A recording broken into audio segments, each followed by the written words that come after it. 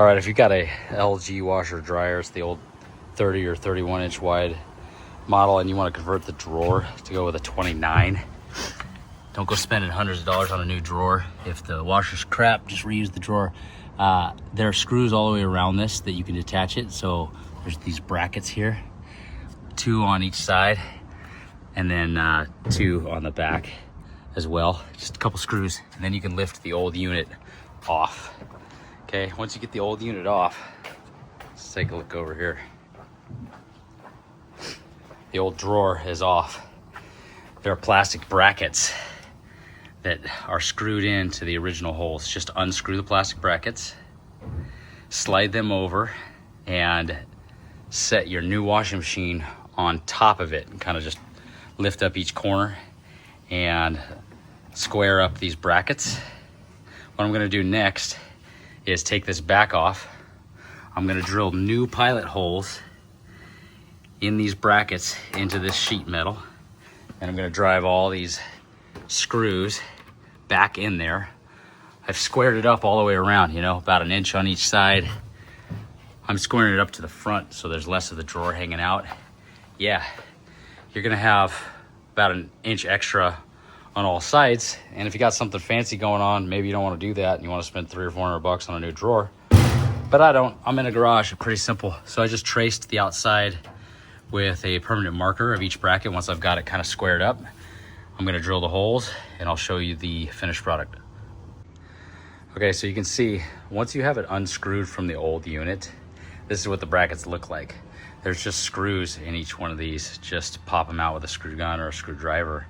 There are 2 little nubs on the bottom, these guys here, and I'm just gonna take a pair of flush cutters and snip those off clean. Dikes will work too, but these flush cutters make it perfectly smooth. I could drill the little pilot holes that those nubs sit in, but once I've got it traced out, it's overkill. You don't need to do it. But same thing with the rear. A little bit different shape, so pay attention to the orientation. The front ones are symmetrical, so that doesn't matter. All right, once you've got your holes marked, the permanent marker, go ahead and start drilling them out.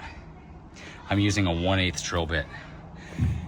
The 1/8 drill bit is just big enough. Do not hone the hole out a ton, because then you'll make it too big. Moving down to 7/64 was too small, and we're stripping the heads of the screws out. So 1/8. Don't hone it out.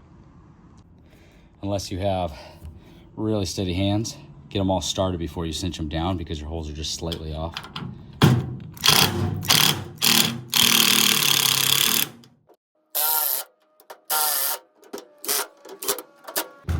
There you have it, 2 brackets done.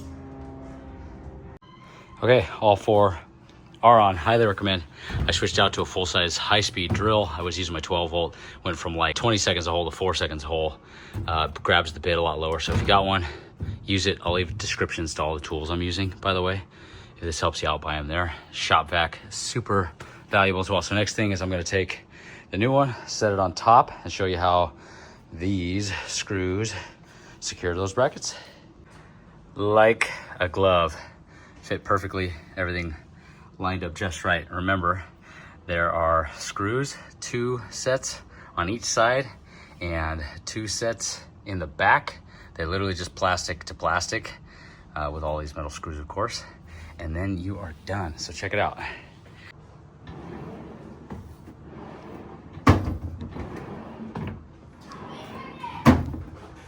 You got a little bit of width, a little bit sticking out of the front, but again, if you don't care about aesthetics too much, just looking for the drawer to save a few $100, there it is.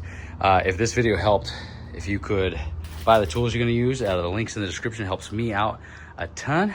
And until next time, continue to do as I'm doing. Peace.